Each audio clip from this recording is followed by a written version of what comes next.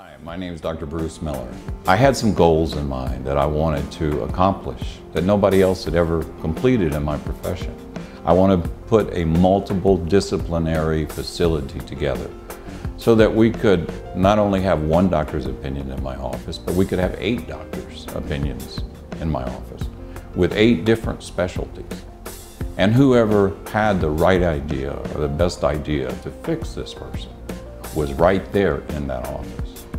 And I accomplished that dream. I had 2 orthopedic surgeons, a neurosurgeon, 2 chiropractors, an acupuncturist, 3 physical therapists, and a bunch of massage therapists. And we gave our patients excellent care.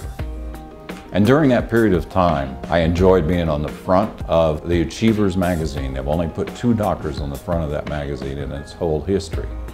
And it talked about the size of my practice and all my accomplishments. One of them was that in 1974, I had my own operating room in an office with my own anesthesia, doing manipulation of the spine, the neck, the low back, under anesthesia. I was the first chiropractor in the world to ever be head of a department in a hospital over a chiropractic department, where I taught medical doctors how to adjust the spine. That was quite an achievement, and I was very, very proud of it. Dr. Miller led an active life, including racing and fishing.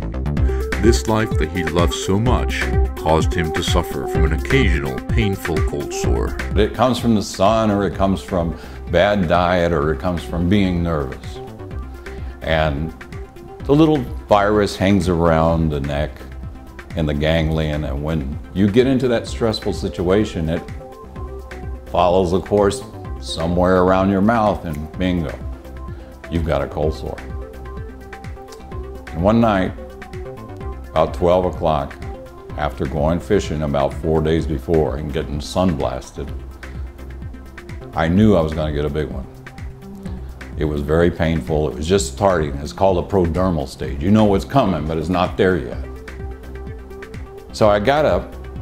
My wife had a cream that she was using. And this cream contained procaine. And I had some interferon that was in a tablet form. So I mixed the 2 together, you know, like a chemist. And it came out kind of ugly looking. And I put it on my mouth. And the next morning I got up and I said, and the pain was gone right away. I said, what is this? Because these things are painful. What is this? The pain went away in about 2 or 3 minutes, and the next morning it looked like it was almost gone. I said, found something, did something. So during this whole period of time, I loved racing. And I would always be at the racetrack. People would always be coming up to me. I liked to go to Vegas and watch the boxing matches. I had friends that were well connected.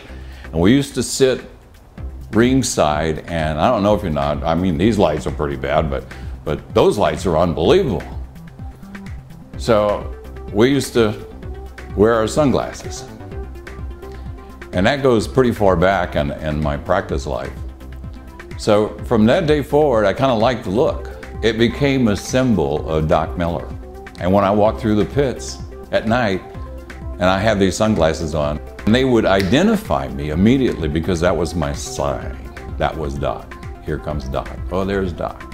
But getting back to the story, I was still head of the department in the hospital.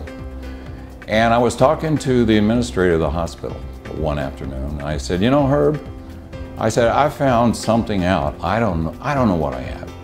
And he said, call a guy named Bill in Houston, Texas, who was a venture capitalist.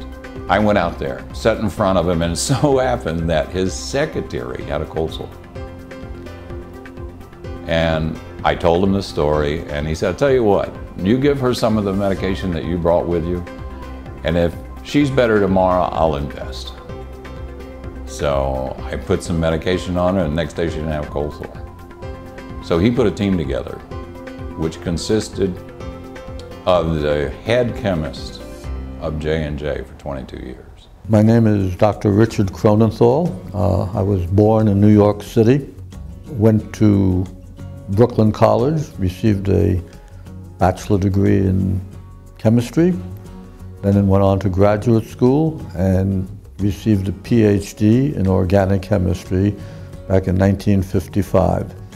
Brilliant man, has 58 patents. So many patents are still in use today in emergency rooms. If you walk into a hospital and you have to be stitched up, he invented it. Received the prestigious Johnson Medal for Research and Development for a series of new products that I developed for Ethicon, and since their development have accumulated sales in the billions of dollars. Here I am, an ordinary doctor, and here he is. I mean, he's just a monumental figure in Johnson & Johnson, who's probably one of the biggest pharmaceuticals in the world.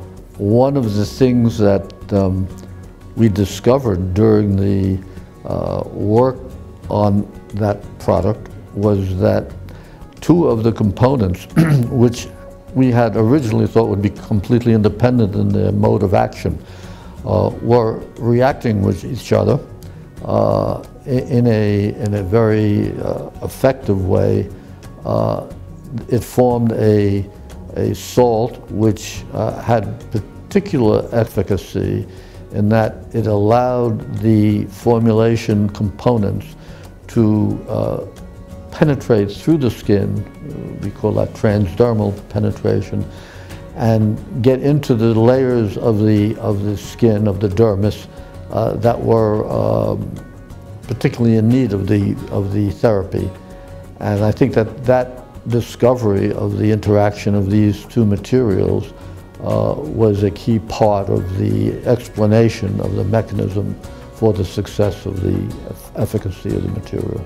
The procaine and a chemical called sodium lauryl sulfate came together and formed a compound that man had never known before.